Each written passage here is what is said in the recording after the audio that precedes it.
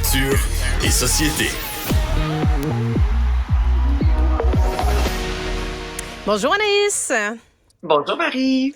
Alors, le premier ministre du Québec, François Legault, a confirmé hier qu'il y aurait non pas des funérailles nationales, mais bien une cérémonie nationale au Centre Bell pour le défunt Carl Tremblay, chanteur des Cowboys fringants. Exactement. Ce sera le 28 novembre à 19h au Centre Bell et tu fais bien de faire la nuance parce que ça a vraiment été mis de l'avant.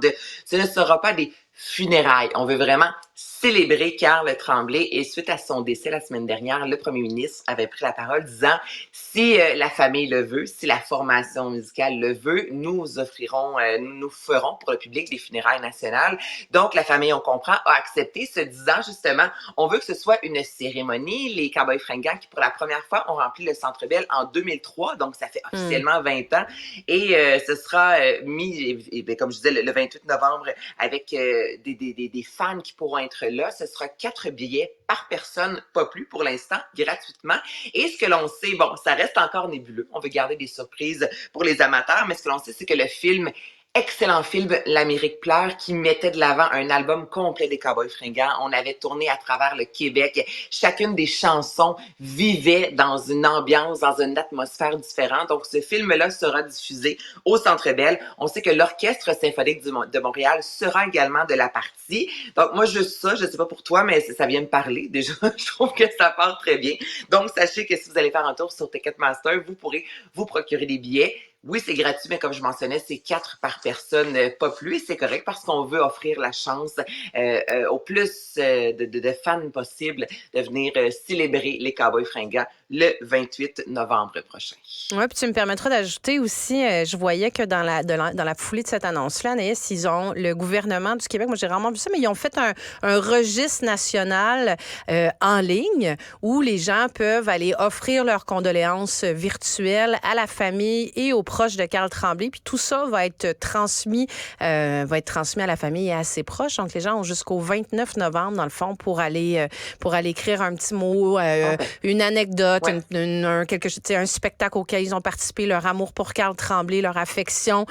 Donc une très belle initiative aussi qui se joint pour vivre collectivement ce deuil. Tout ce qu'on a vu sur les médias sociaux depuis une semaine et demie, alors que justement les fans ont offert leurs condoléances. On a vu des témoignages, autant des professeurs, des amis, puis je pense qu'on veut mettre ça ensemble, un peu comme à l'époque où on se faisait des albums photos là, avec des vraies photos imprimées. Tout ça, je pense que c'est ce qu'on veut offrir à la famille. Donc, c'est une initiative extraordinaire et ça va, je pense, dans la lignée aussi des Cowboys fringants. Ce côté-là, on veut que ce soit palpable, humain. Donc, d'avoir un album, oui, c'est virtuel, où les fans peuvent réellement envoyer leurs condoléances. Moi, je trouve ça fantastique. C'est vraiment dans la lignée de Carl Tremblay et toute sa belle bande. Bon, parlant de nos grands du Québec, il y a un autre grand qui va, lui, participer à un ultime projet. Yvon Deschamps, qui avait participé à un des derniers galas de Juste pour rire cet été. Il l'avait refait monter sur scène. On pensait que c'était peut-être sa dernière participation, mais là, il y a un autre projet pour M. Deschamps.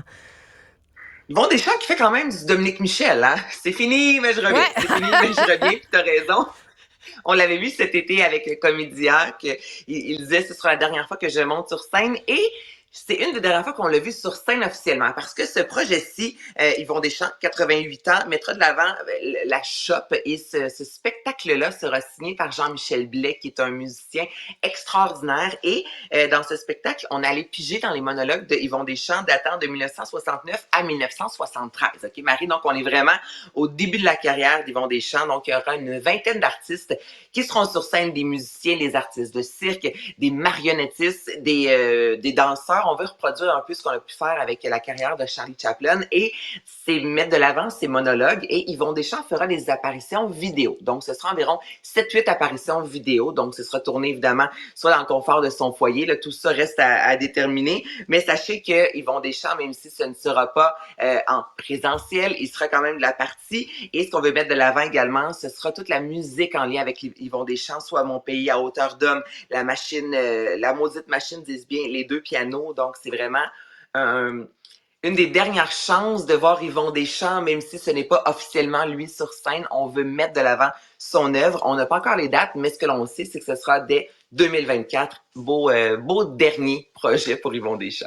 Dernier ou pas, mais bon, tu sais, il y a quand même un certain âge aussi, donc peut-être que c'est la raison pour laquelle il réévalue à chaque fois s'il fait 88 ans quand même. Quand C'est même, toujours, quand à chaque même. fois qu'il va dans un événement, tu as Yvon Deschamps avec sa douce, toujours très pimpant, donc du haut de ses 88 ans, partant pour faire des projets, mais là, il les choisit. Puis comme tu le mentionnes, c'est toujours peut-être pas le dernier, mais c'est ça. Une petite anecdote, C'est un Anaïs, beau j'ai fait une projet. entrevue avec lui cet été, justement, quand il allait remonter sur la journée où il allait remonter sur scène dans le cadre des galas de Juste pour rire. Je commence l'entrevue avec lui, il est dans la voiture, ils sont en direction de la place des Arts, puis tout d'un coup, j'entends une voix derrière, tu sais, qui dit Yvon, dis-lui ça, là. Puis là, mentionne telle chose du spectacle et tout, puis finalement, elle dit mets-moi sur speakerphone. Puis là, c'est Judy Richards qui entre dans la discussion, puis on finit par faire une entrevue, écoute, avec les deux, ça avait quelque chose de tellement beau, tu sais. Donc, on les voit tout le temps, les deux ensemble. Écoute, un couple extraordinaire. Vraiment, là, c'est magnifique de les voir. C'est comme si un ne va pas sans l'autre. Non, mais exactement. Exactement. Ils sont jamais loin de l'autre. Les Anaïs Oshiaga, on commence à avoir déjà des informations qui coulent sur des groupes qui vont être présents à la prochaine édition l'été prochain. C'est encore un peu loin, mais on commence à avoir des petites informations là-dessus. Ben, les 3 têtes d'affiche, on sait que Green Day a été annoncé il y a environ une semaine et demie de ça. OK, Marie? Donc, le samedi, ce sera Green Day. Et là, hier, on nous a annoncé quelles seront les autres formations. Donc, on ne connaît pas encore la programmation parce qu'évidemment, dans la journée, il y a une quinzaine d'artistes, dis-je bien, qui viennent performer. Mais en soirée, le dimanche, ce sera SZA, donc artiste rap, R&B qui sera de la partie. Et sinon, le vendredi, c'est Noah Kahan qui sera de la partie.